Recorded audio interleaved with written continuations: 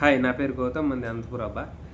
I'm a stock market trader with 7 years experience. Okay, ఇప్పుడు మన question వచ్చేసి 5,000తో ₹1,00,000 సంపాదించవచ్చా stock మార్కెట్లో? 5,000తో ₹1,00,000 కాదు, 10 లక్షలు సంపాదించవచ్చు. అది నేను ఎగ్జిక్యూట్ చేసి చూపిస్తాను. ఇప్పుడు చెప్పేవాళ్ళు 100 మంది ఉంటారు, దాన్ని ఎగ్జిక్యూట్ చేసి చూపించేది ఇంపార్టెంట్ కాదు. సో ప్రతి మంగళవారం అయితే ఒక వీడియో అప్లోడ్ చేస్తా, ప్రతిదీ ఎగ్జిక్యూట్ చేసి చూపిస్తాను. మీరు అనుకుంటుండొచ్చు, వీడియో ఉత్త ప్రాఫిట్ వస్తేనే వీడియో అప్లోడ్ చేస్తాడు, లాస్ వస్తే అప్లోడ్ చేయాలా? లేదబ్బా, నేను చాలా ఇంటెలిజెంట్. లాస్ కొంచెం రెడ్ రేట్లో కనిపిస్తే కొంచెం లాస్ వస్తేనే బుక్ చేసేసుకుంటా. ప్రాఫిట్ని ఎక్కువసేపు వదులుతా, ఎంతసేపు నా టార్గెట్ హిట్ అయ్యేంతవరకు వదులుతా. లాస్ కొంచెం అలా కనిపించింది అనుకో, వదిలేస్తా. సో 7 years ఎక్స్పీరియన్స్లో నేర్చుకునేది ఏంటంటే ఇదే, లాస్ని తొందరగా కట్ చేయాలి, ప్రాఫిట్ని ఎక్కువసేపు హోల్డ్ చేయాలి. ఇప్పుడు కొత్తగా వచ్చినప్పుడు ఏం చేస్తాడు, లాస్ వస్తే చూస్తూనే ఉంటాడు, ఇంత లాస్ బుక్ చేయలేను అని చూస్తూనే ఉంటాడు, ఇంకా పెరుగుతూనే ఉంటుంది. ప్రాఫిట్ ఒక ₹1,000 వచ్చింది అనుకో, 2,000 వచ్చిందో చాలే, ఒక 10,000 వేసినాడు, 1,000 వచ్చింది, 2,000 చాలే, 10 రోజుకి ఇంత ప్రాఫిట్ చాలని బుక్ చేసుకుంటాడు. లాస్ బుక్ చేసుకుంటే 6,000-7,000 బుక్ చేసుకుంటాడు, ప్రాఫిట్ బుక్ చేసుకుంటే ఉత్త 2,000 బుక్ చేసుకుంటాడు. సో ఓవరాల్గా లాస్లో ఉంటాడు. అదే ఎక్స్పీరియన్స్ ట్రేడర్ ఏం చేస్తాడు, ప్రాఫిట్ బుక్ చేసుకుంటే 10,000కి మినిమం 7,000-8,000 పైనే బుక్ చేస్తాడు, 10,000-15,000 అలా బుక్ చేస్తాడు. లాస్ 1,000-1,500 కంటే ఎక్కువ బుక్ చేయడు. సో కొన్ని రూల్స్ అయితే ఉంటాయి, ఎమోషనల్ కాకూడదు ట్రేడింగ్ విషయంలో. ఇప్పుడు 10,000 వేసినాం, 5,000 లాస్లోకి వచ్చింది, 5,000 ఇంత పెద్ద లాస్ ఎట్లా బుక్ చేసుకోవాలా? ఇంత పెద్ద లాస్ బుక్ చేసుకోకపోతే అది 5,000 కాస్త 8,000 అవుతుంది. కాబట్టి 5,000 మీరు స్టాప్ లాస్ ఎక్కడైతే పెట్టారో అక్కడ ఖచ్చితంగా 5,000 ప్రాఫిట్ లాస్ బుక్ చేసుకోవాలి. టార్గెట్ కూడా లాస్ బుక్ చేసుకోవడం ఎంత ఇంపార్టెంటో టార్గెట్ కూడా మీరు బుక్ చేసుకోవడం అంత ఇంపార్టెంట్. ఇప్పుడు 10,000 పెట్టినారు, మీరు అనుకున్నారు 8,000 వస్తే ప్రాఫిట్ బుక్ చేసుకుంటాను, ఖచ్చితంగా అక్కడ సిస్టంలో టార్గెట్ పెట్టేయండి, ఎక్కువ ఆలోచించాల్సిన పని లేదు. ఇప్పుడు 10,000 కాస్త 20,000 అవ్వచ్చు, 30,000, అది మనకు అనవసరం. మనం ఎంత అనుకున్నామో అంత బుక్ చేసుకోవాలి. ఎందుకంటే ఎక్స్పైరీ డే రోజు మార్కెట్ చాలా వోల్టైల్ ఉంటుంది. మీరు 10,000 నుంచి ఒక 10,000 ప్రాఫిట్ చూస్తారనుకో, అక్కడ బుక్ చేసుకోలేదు, ఇంకొక 2 minutes వెయిట్ చేద్దాం అనుకున్నారు, వెంటనే అది 5,000కి వచ్చేస్తుంది.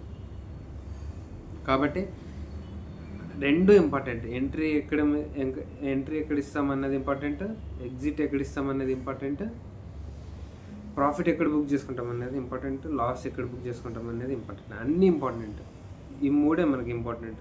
ఎంట్రీ, ఎగ్జిట్, ఈ రెండు ఇంపార్టెంట్. ఎంట్రీ, ఎగ్జిట్లో వచ్చేసి స్టాప్ లాస్ ఎక్కడ బుక్ చేసుకుంటాం అనేది ఇంపార్టెంట్, టార్గెట్ ఎక్కడ బుక్ చేసుకుంటాం అనేది ఇంపార్టెంట్. ఓకేనా? మనకి చెప్పినా కదా, చెన్నైలో పోయింటే ₹10 ఆప్షన్ ₹100 అయింది. ఎన్నిసార్లు? 4 సార్లు అయింది. అంటే మనం ఇప్పుడు ₹10 దగ్గర ₹1,00,000 ఇన్వెస్ట్ చేసినాం అనుకోండి, 20-30 నిమిషాల్లో 10 లక్షలు ప్రాఫిట్. ఇది రియల్ అంటే మనం రియల్ టైంలో పోయి కరెక్ట్ ₹10 దగ్గర కొనడం అంత ఈజీ కాదు. అంటే అంత పెద్ద మూవ్మెంట్ కూడా వస్తుందని మార్కెట్లో చెప్తున్నాను మీకు. ఎంత పెద్ద మూవ్మెంట్స్ కూడా వచ్చే ఛాన్సెస్ ఉన్నాయి. మనము ఎక్స్పీరియన్స్ లేనోడు ట్రేడింగ్ ఇస్తే ఏం చేస్తాడు, ₹10 దగ్గర కొంటాడు, అది వెంటనే ₹5 అయిపోతుంది. అంటే కరెక్ట్ ఎంట్రీ పాయింట్ తెలియదు. అందుకే ఎక్స్పీరియన్స్ ఇంపార్టెంట్, ఎక్కడ ఎంట్రీ ఇవ్వాలనేది ఇంపార్టెంట్, ఎక్కడ టార్గెట్ బుక్ చేసుకోవాలనేది ఇంపార్టెంట్. అన్నీ కలిస్తేనే ప్రాఫిట్ అయితే మనకు వస్తుంది. ఇప్పుడు బెట్టింగ్లో ఎలా ఉంటుంది, 10,000 వేసినాం అనుకో, వస్తే 10,000, పోతే 10,000. ఇక్కడ అట్ట కాదు, 10,000 నుంచి నీకు ప్రతి ఒక రూపాయి లెక్క కనిపిస్తూనే ఉంటుంది. ఇప్పుడు ఏదైనా మనం ఫ్లాట్ కొన్నాం, దాని రేటు పెరిగేది నిదానంగా నెల లేదా 2 నెలల తర్వాత నిదానంగా పెరుగుతుంది కదా. ఇది కూడా అంతే. ఇది స్టాక్ మార్కెట్ ఫాస్టెస్ట్ బిజినెస్ అని ఎందుకంటే ఇది ఇక్కడ ఆప్షన్స్లో మనకి నిమిషాల్లో పెరుగుతుంది. మనకి రియల్ ఎస్టేట్లో నెలలు, సంవత్సరాలు పడుతుంది రేట్లు పెరగడానికి. ఇక్కడ వితిన్ మినిట్స్, సెకండ్స్లో మనకు మూవ్మెంట్ వస్తుంది, అంతే తప్ప ఇది బెట్టింగ్ అయితే కాదు. స్టాక్ మార్కెట్ అనేది 100% బెట్టింగ్ అయితే కాదు. GST పే చేస్తాం. నీకు ఒకేసారి ఇప్పుడు 10,000 వేసిన వెంటనే 10,000 ఎగిరిపోతే అనేమి ఉండదు. నీకు మొత్తం కనిపిస్తుంటుంది. నీకు ఫస్ట్ 500 లాస్ వచ్చింది కనిపిస్తుంది నీకు, తర్వాత 600, తర్వాత మొత్తం ఎంత మూవ్ అవుతుంది, రూపాయి మూవ్ అయ్యేది కనిపిస్తుంది నీకు. ఎప్పుడు స్టాప్ చేసుకోవాలంటే అప్పుడు స్టాప్ చేసుకోవచ్చు. కానీ బెట్టింగ్ లాగా ఉండదు. 10,000 వేసిన పోతే మొత్తం 0 అయిపోతే, వస్తే 10,000 వస్తాయి, అది వేరే. మొత్తం బెట్టింగ్ అనేది తప్పు. కానీ ట్రేడింగ్ అనేది నీకు నార్మల్ రియల్ ఎస్టేట్ ఎలా